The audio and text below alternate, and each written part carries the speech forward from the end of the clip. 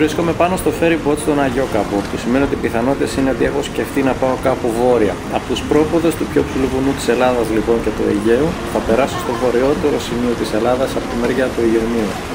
Το είδατε και στον τίτλο, ελάτε να δείτε και τις εικόνες.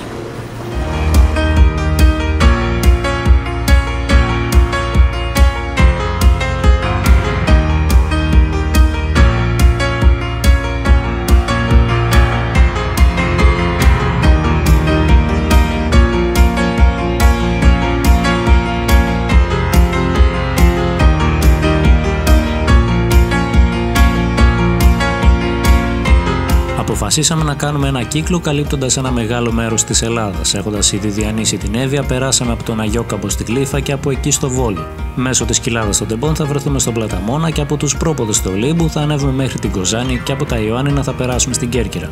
Η επιστροφή μας θα γίνει από τα παράλια του Ιουνίου με στάση στην Πάργα, την Πρέβεζα και την Αύπακτο και μέσω της Πελοποννήσου θα επιστρέψουμε στη βάση μας.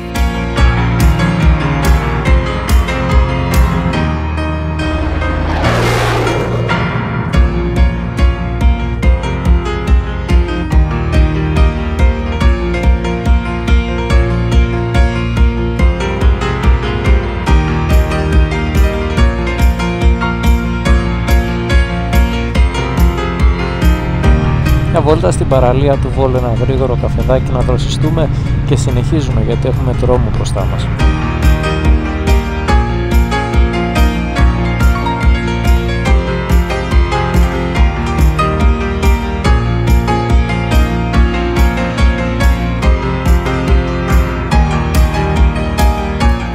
Επόμενη στάση μας μετά το Βόλο είναι η κοιλάδα των Τεμπών. Όμως η επιλογή μας να πάρουμε την παλαιά εθνική οδό Λάρισσας Βόλου ήταν τουλάχιστον καταστροφική, αφού η βασανιστική ευθεία μέχρι τη Λάρισα μας φάνηκε απελπιστικά ατελείωτη. Όχι ρε φίλε, τόσο ευθεία, δεν υπάρχει αυτό το πράγμα. Δεν τελειώνει ποτέ αυτό όμως, δεν τελειώνει ποτέ.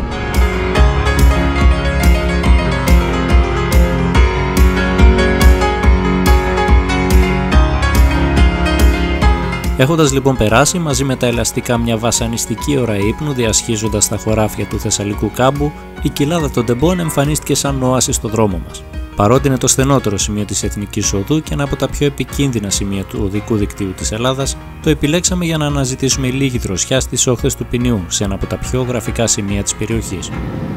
Σε ένα τόσο στενό και παλιών προδιαγραφών δρόμο έχουν γίνει πολλά δυστυχήματα. Ευτυχώς, εδώ και λίγα χρόνια ολοκληρώθηκε η σύραγγα των Τεμπών, οπότε μειώθηκε ο χρόνος του ταξιδιού και το σημαντικότερο, αυξήθηκε η ασφάλεια. Θα σας πρότεινα να περάσετε από εδώ μόνο αν έχετε σκοπό να κάνετε μια στάση και να δείτε από κοντά αυτό που θα σας δείξω τώρα.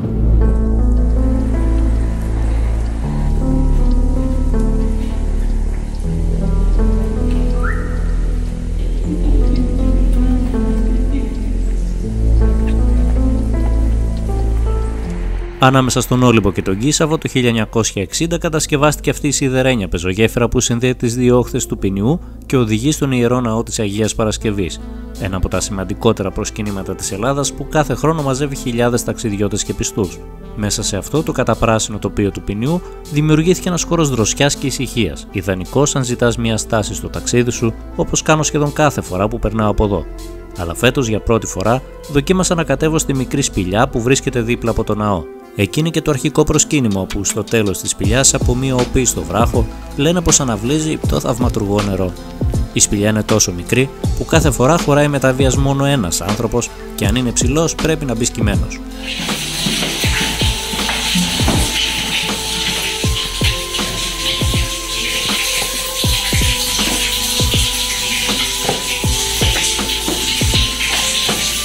Θέλει προσοχή γιατί εύκολα βρίσκεις πάνω.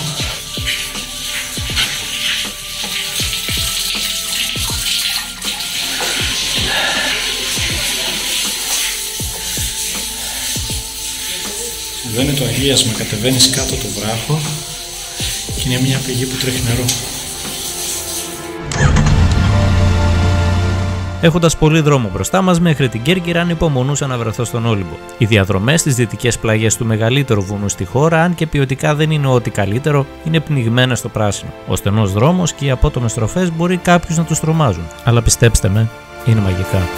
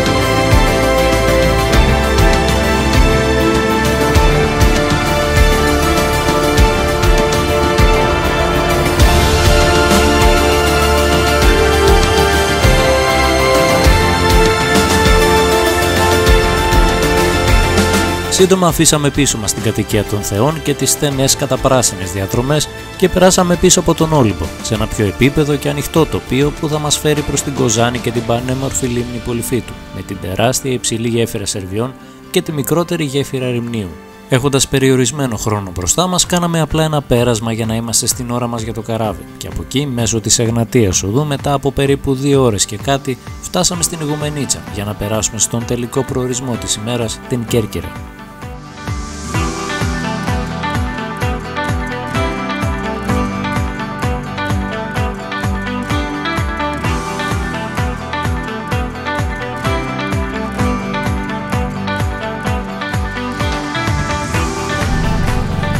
Η Κέρκυρα είναι ίσως το πιο κοσμοπολίτικο νησί στο Ιόνιο και ένα από τα δημοφιλέστερα στη Μεσόγειο. Η ομώνυμη πρωτεύουσα ξεχωρίζει για την ομορφιά της, η οποία πηγάζει κυρίως από το πάντρεμα της δικής μας αρχιτεκτονικής με αυτής του δυτικού κόσμου, βρίσκοντας κυρίως αναφορές στην Ιταλία. Πολλές παραλίες, όμορφα μέρη, ιστορία, όλα μαζεμένα εδώ. Και ήρθα εδώ για να τα δω ακόμα μια φορά.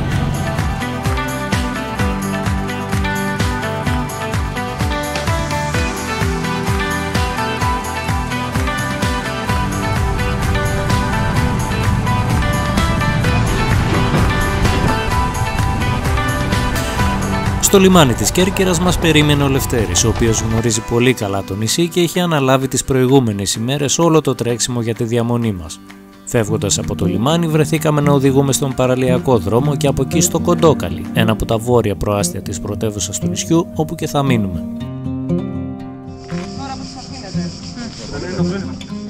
Αφήσαμε τα πράγματά μας και αφού ξεκουραστήκαμε για μερικές ώρες, ξεκινήσαμε την εξερεύνηση του νησιού. Από πού αλλού? Από την πανέμορφη πόλη της Κέρκυρας. Οι ξένοι την αποκαλούν Κορφού. Αυτό προέρχεται από το βυζαντινό κορυφό που προήλθε από τις 2 κορυφές που θα δείτε ερχόμενοι με το καράβι στην είσοδο του νησιού. Το νησί έχει πλούσια ιστορία με αναφορές στη μυθολογία, κατακτήσεις από τους Οθωμανούς, τους Ρωμαίους, τους Βενετούς και πιο πρόσφατα και από τους Ιταλούς και τους Γερμανούς. Και αυτό φαίνεται πολύ έντονα μέχρι και σήμερα, αφού η δομή της πόλης είναι ένα πιστό αντίγραφο της βενετσιάνικης αρχιτεκτονικής με ενετικά αρχοντικά κτίρια.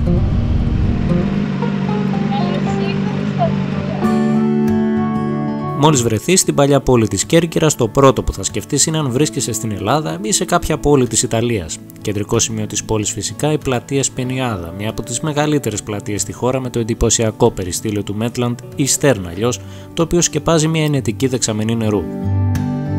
Στη βόρεια πλευρά της πλατείας δεσπόζουν τα ανάκτορα της Κέρκυρας, ένα υπέροχο και επιβλητικό νεοκλασικό κτίριο με τις 2 μεγάλες πύλες του, το οποίο χτίστηκε με πέτρα που έφεραν από τη Μάλτα στις αρχές του 1800. Σήμερα χρησιμοποιείται ως μουσείο και σίγουρα αξίζει τον κόπο να το περπατήσετε και να το δείτε από κοντά. Λίγες δεκάδες μέτρα πιο δίπλα βρίσκεται ο πεζόδρομος Ληστών των αρχοντικών με τις καμάρες ή βόλτες όπως τις λένε οι Κερκυραίοι και είναι το κέντρο της κοινωνικής ζωής της Κέρκυρας με πολλές καφετέρειες και εστιατόρια. Και έναν μουρλό που φέρνει γύρω-γύρω.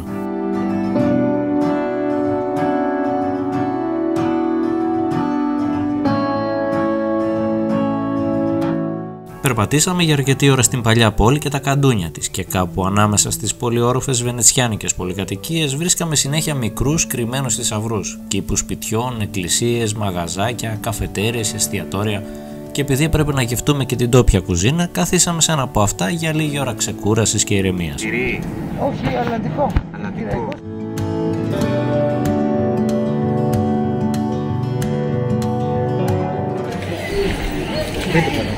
Α, βίντεο κάνεις. Τι κάνω εγώ τα Χριστό. Κι εγώ έκανα.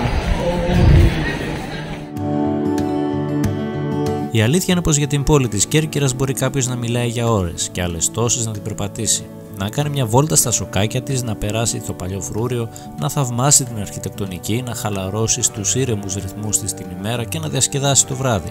Και αν έχει και την τύχη να βρεθεί εδώ το Πάσχα, θα ζήσει και ένα μοναδικό θέαμα με το σπάσιμο των μπότιδων στολιστών. Έχει αυτή τη βενετσιάνικη άβρα που σε μεταφέρει αλλού. Αλλά σίγουρα η Κέρκυρα δεν είναι μόνο η πόλη της.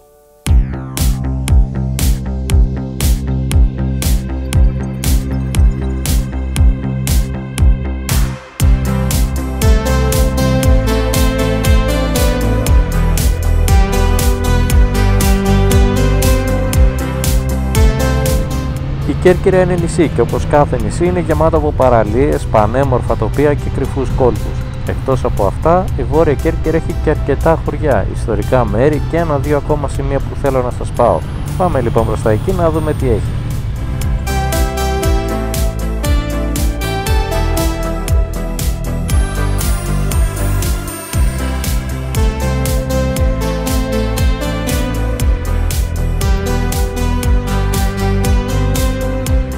Κατά μήκος του βόρειου οδικού άξονα θα βρείτε πολλούς οικισμούς, τον έναν μετά τον άλλον και φυσικά πολλές παραλίες για όλα τα γούστα. Μερικές είναι κάποιες δεκάδες μέτρα εκτός του κεντρικού δρόμου, οπότε έχετε το νου σας στις πινακίδες. Κινούμενη βόρεια συναντήσαμε σε πολλά σημεία την εντυπωσιακή θέα του νότιου θαλάσσιου στενού της Κέρκυρας, που είναι το φυσικό σύνορο της χώρας μας με την ακτογραμμή και τα βουνά της Αλβανίας.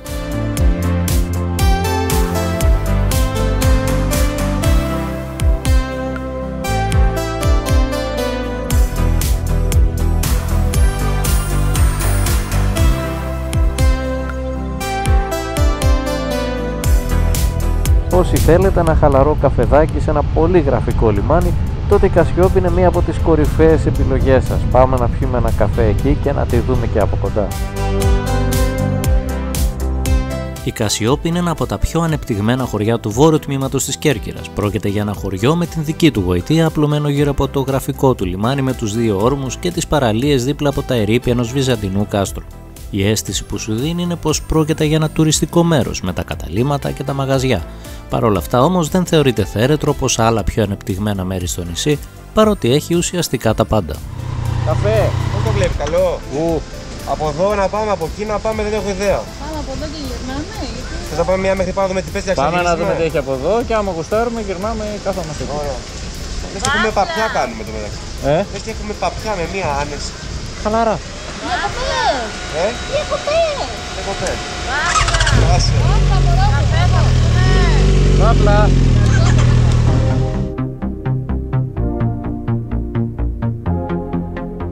Μετά από τη στάση μας σε μία από τις καφετέριες στο λιμάνι, συνεχίσαμε προς το βορειοανατολικό κομμάτι του νησιού, που είναι γεμάτο από μικρά γραφικά χωριά, αμπελώνες και ελαιώνες. Όπως είπα και πριν, παραλίες εδώ υπάρχουν πάρα πολλές. Μυρτιώτισσα, Παλαιοκαστρίτσα, Ψιδάρι, Ισός, Βρύκα, Αρκουδίλα και η λίστα συνεχίζει. Θα περάσουμε μία βόλτα σε μερικές από αυτές και μετά έχω να σας δείξω και κάτι άλλο ωραία πραγματάκια που θέλω. Από αυτό το σημείο και μετά αρχίσαμε την ουσιαστική εξερεύνηση του νησιού, ώστε να έχουμε μια πιο ολοκληρωμένη εικόνα. Ο Λευτέρης, που γνωρίζει πολύ καλά το νησί, μας βοήθησε να εντοπίσουμε κάποια από τα σημεία που μας ενδιέφεραν, τα οποία όμως θα σας τα δείξω στο επόμενο επεισόδιο. Αρκεί βέβαια ο Τάσος να βρει το δρόμο να μας πάει. Πήγαμε από την ανατροπή και πήγαμε στο φράχτη πλέον. Ωραία. Τελειώσομεθα. Πάρε και μας πίσω. Αλλά βέβαια.